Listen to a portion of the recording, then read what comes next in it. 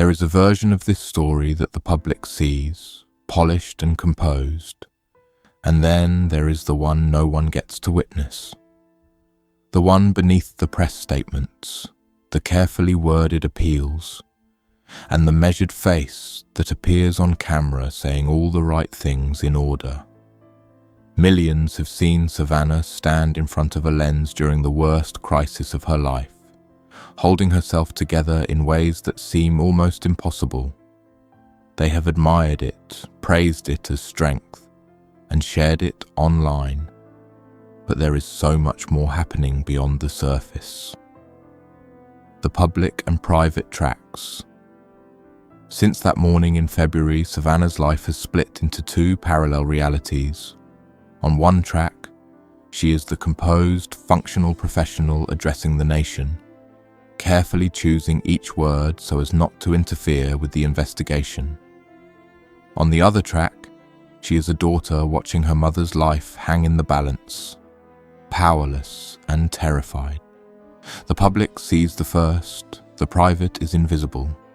The weight of both realities presses down on her simultaneously, creating a stress most people could not endure.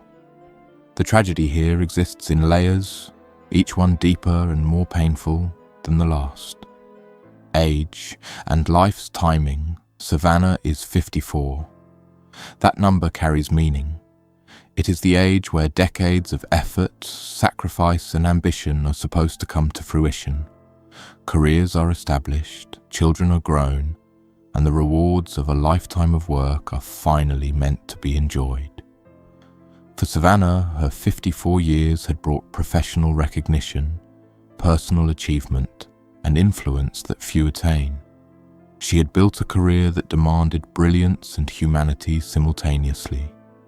Her life was at a point of arrival, and then, with one morning, everything she had worked for was overshadowed by a crisis that no experience could fully prepare her for.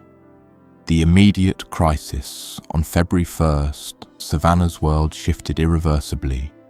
Her mother, 84-year-old Nancy, was taken from her home in Tucson. The authorities confirmed what investigators already feared: a kidnapping. The nation watched as Savannah faced cameras with composure, while privately, every second without her mother's heart medication threatened Nancy's survival. Every hour added physical danger.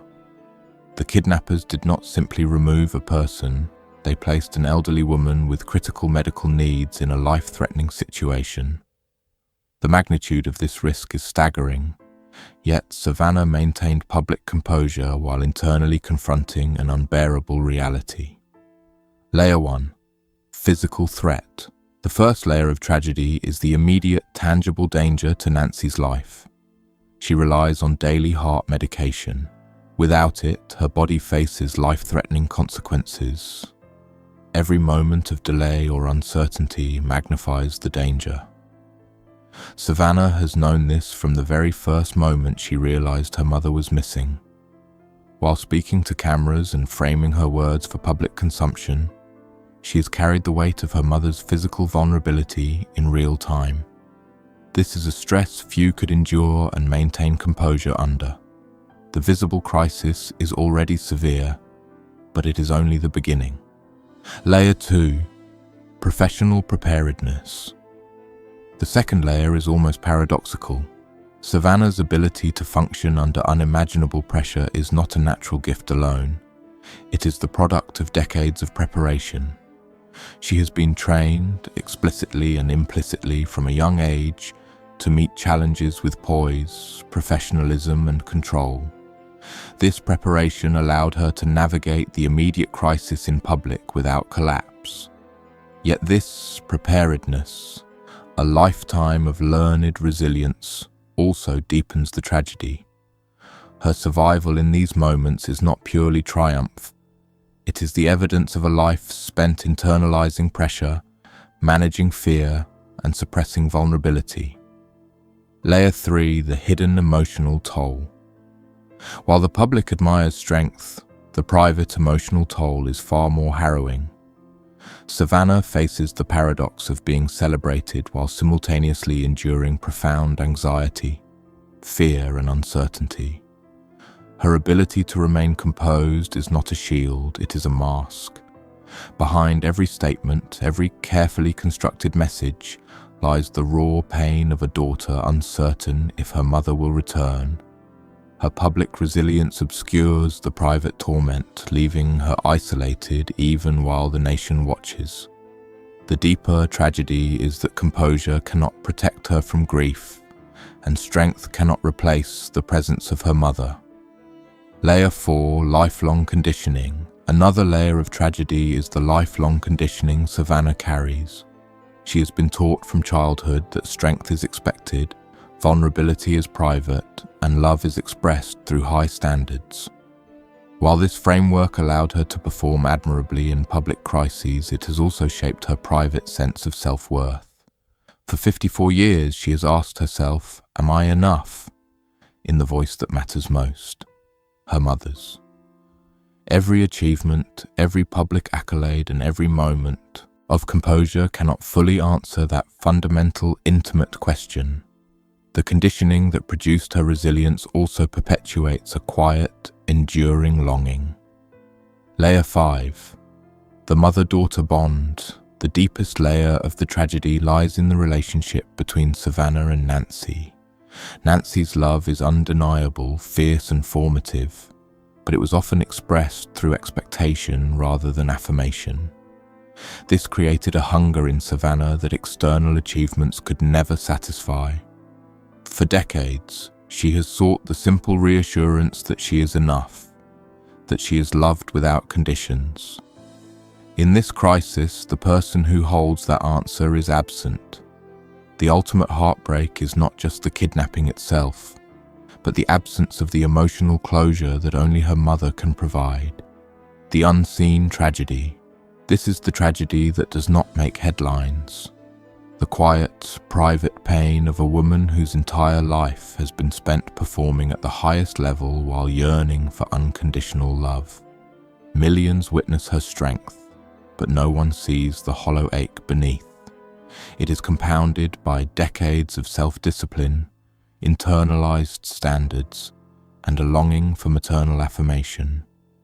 Savannah is capable, accomplished, and admired, but she still carries the question that began in childhood. The tragedy is that at 54 she remains in search of a simple truth, that she is enough just as she is. A father's observation. Tom Brokaw, reflecting on the crisis, offered insight into the depth of this unseen tragedy. He emphasized that if Nancy returns safely, she must help Savannah understand something essential. Her daughter's composure is not a sign of invincibility. It is a learned response, a survival mechanism cultivated over decades. The greatest gift Nancy can give is not advice, not strategy, not reinforcement of resilience. It is a simple acknowledgement of unconditional love. Only then can Savannah begin to unburden the decades of expectation and self-questioning that have been internalized as strength. The gift of 3 words, the words that Savannah has been waiting to hear her whole life, are simple. I love you. They require no performance, no achievement, no proof. They are not a reward, they are a declaration. They are the acknowledgement of worth without conditions. When her mother says them, Savannah will finally hear that she has always been enough, that no external accolades or public recognition can replace the truth of maternal love. The absence of these words in the moment of crisis amplifies the tragedy, but their eventual utterance could begin to heal a lifetime of private longing. Conclusion. Beyond the headlines. Savannah's story is one of dualities, public strength and private anguish, achievement and longing, composure and heartbreak. The visible crisis of a kidnapped mother is devastating, but the invisible layers of emotional complexity make it incomparably more profound. She has faced the worst imaginable circumstances with extraordinary poise, yet her deepest struggle remains unseen, the quiet, lifelong question of her own worth and the absence of the reassurance she has sought for 54 years. The resolution, when it comes, must address both.